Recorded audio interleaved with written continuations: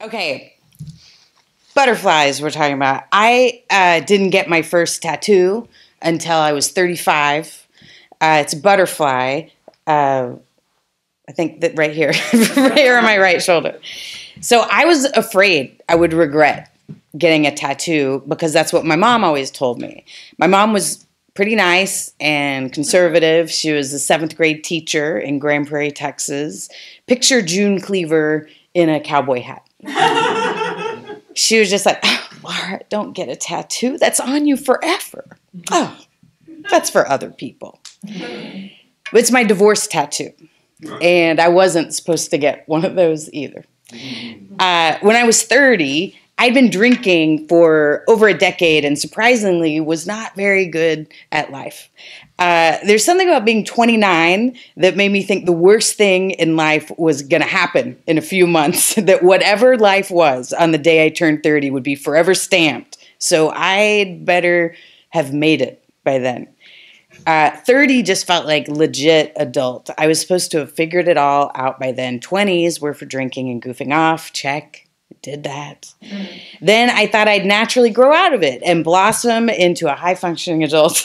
That's what I saw other friends do. They had jobs they'd been at for years, relationships they'd been in for years. They had babies or they were about to. They'd sprouted roots. But I did not. It wasn't that I hadn't accomplished anything by 30. I had starred on a TV show. I'd been on HBO and Comedy Central. I'd made out with a lot of guys. I could drink a ton, and I was equally proud of all these things. I'd moved to LA to make it, and instead I found myself flailing. But I took a voiceover job, and that's how I met him, my future husband / slightly more future ex-husband.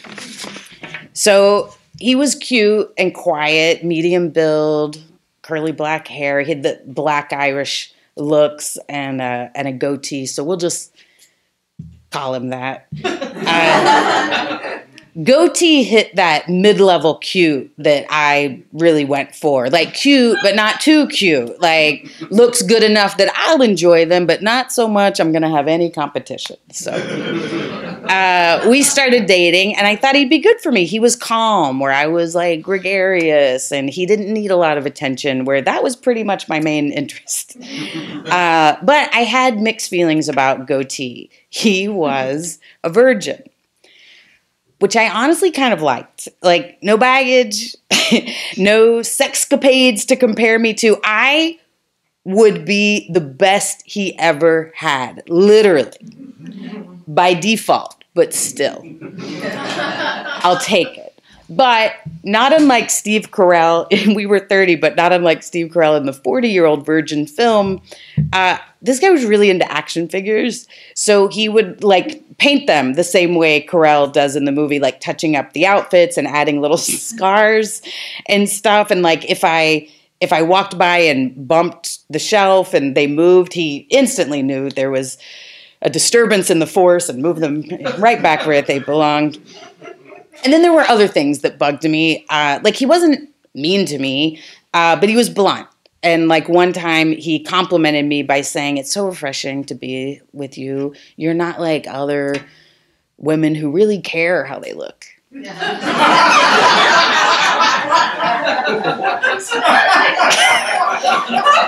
Take your time. I chose to spin it. Even though he's clumsy with a compliment, he's honest. That's so important in a relationship. Red flags turning into cartoon hearts when you want them to. I swallowed my resistance, and I clung to him because I wanted to be with somebody, and he wanted to be with me, and we had even talked about marriage. A few months into dating, I got a job in San Francisco. It was the dot-com boom of 2000, 99. I was offered this great job writing and directing animated web series, and I said goodbye to Goatee, or so I thought. So I'm in San Francisco, a few weeks into working there, and my mom called me at work, which she never did. Texan parents will not bother you for anything. And I was terrified. So even when I saw her name count, terrified, so you get it. There's something was wrong with my dad, and I answered, and this is what my mom said. She goes, "Well, I have cancer." Just like that. I'm stunned and I'm shocked and I want to know everything. Like, what's next? Is there surgery? I'm looking at my calendar. I'll be there. What do we need? And she said, yeah, I'm going to have an operation. I was like, okay, when? I'm like thinking flights. I'll get there as soon as I can. And she said, well, your dad and I are going to have a bowl of soup and then we're going to go to the hospital. You are calling me on the way to the hospital? And my mom actually got a little huffy and she was like, I said we're going to have a bowl of soup first. Those are my Texan parents. Like for a Texan parent, like their leg could fall off right in front of you and they would not ask for a Band-Aid. Like that is how they are. So it's awful. I'm helpless. Her mother had died of cancer and now she had it. And on the phone, I just burst into silent tears. And my life seemed meaningless. Like, what had I done with it? I was trying to be a comedian or tried to make it.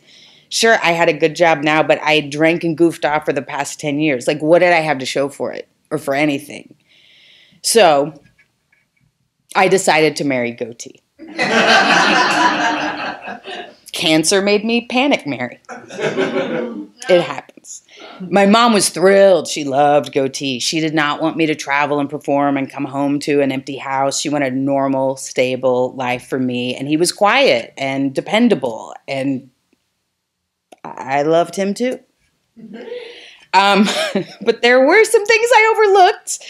Our wedding date was October 2001. I don't know if you remember those times, but a month before, when the Twin Towers went down, I called him. I was about to move back to LA from San Francisco. I called him, are you watching the news? This is terrible. And he said, well, I guess. I don't know what it has to do with me. What? And he said, I just mean, it's sad and all, but I don't know how I'm supposed to feel. It doesn't really affect me. And I got a phone quickly, not entirely realizing that I was about to marry a man who didn't think 9/11 was a big deal. But I did marry him because in the movies, it's super fun to see people dramatically call off their weddings at the last minute. The bride's best friend shakes her. She's getting last looks. It's not too late to back out. But in real life, once those invitations go out and your mom's invited all of her friends, it is too late. Also, I have a vast capacity to swallow doubt. Like, I can be like, maybe I'm weird for thinking 9/11 is a big deal. Why so judgy? The marriage wasn't great. Turns out, when someone is quiet and likes to be home, it could mean that they're normal and stable. It could also mean that they're deeply depressed, afraid of life, and have no friends. In theory. Shortly after we were married, he couldn't get a job. And he actually suggested out loud to my face in language that we just collect unemployment and live with his mom. I literally screamed like Jamie Lee Curtis in all the horror movies. I just a full on a scream. I sought help. I tried to get the priest to annul it, and he just laughed. Marriage is hard at first. Hang in there. And I told my mom, I really hate it. I don't think it's right. And she assured me, the first year is so hard. Just hang in there. And I hung in there. Sometimes he'd want to hang out with, sometimes I'd feel like we could connect. He'd want to hang out with his brother and his wife. And he was like, why don't we watch movies and we'll get drunk? And I was like, finally, something fun with this guy. And then he'd like buy a 6-pack. I'm like, there are 4 of us. How are we getting drunk? Like what? Like that's not what drinking is. We're not splitting 2 of them. Anyway, he's the first person who ever told me he thought I was an alcoholic. And I said, you just don't know how to drink. Turns out we were both right. Eventually, I let go of what he needed to do, and I worked on myself. I got into a 12-step group, and I started to stabilize and get my shit together. I got a job writing on a TV show, and I was getting ready to leave him right when my mom died. And I was crushed.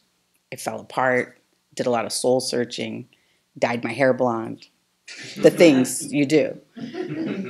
It was the hardest thing I'd ever gone through. Grief rips apart your molecules, and you have to find a way to put them back together and be whole again.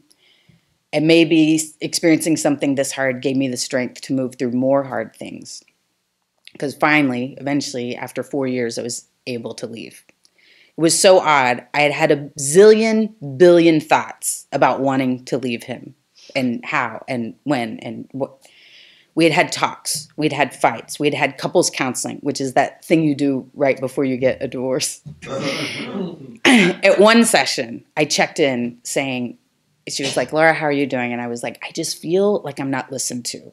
I feel like I used to yell and scream, but then now I work really hard to say what I feel and what I need. And then he says, great, let's do that. And then nothing changes and I feel crazy. And then she turned to him and she said, and Goatee, how are things going? How do you think they're going? And he said, everything's good. Laura's got a great job. We're talking about getting a house.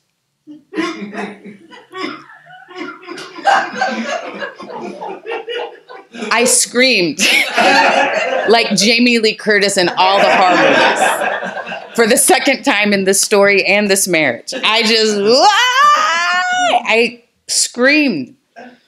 And then she asked him, and really that wasn't even the moment where I knew I had to leave. It was the next moment where she asked him, did you hear what Laura just said? And he said, she just gets like that sometimes. And that's when I realized he had completely tuned me out, didn't hear anything. I was completely unseen, unheard. So it was exactly 1 year and 1 day after my mom died that it occurred to me, literally, I can just go. And I did. And soon after, I got this butterfly tattoo. And I did wonder if I would regret the tattoo. And I wondered if I would regret leaving my marriage. I never regretted either. Like, not for a second. It was the butterfly effect of finally being authentic. Of standing up even to myself and claiming what I wanted and what I didn't. And of owning who I am. And this butterfly tells me I get to be me. And I never have to settle like that again. Mm-hmm. Thanks. You want to see this guy?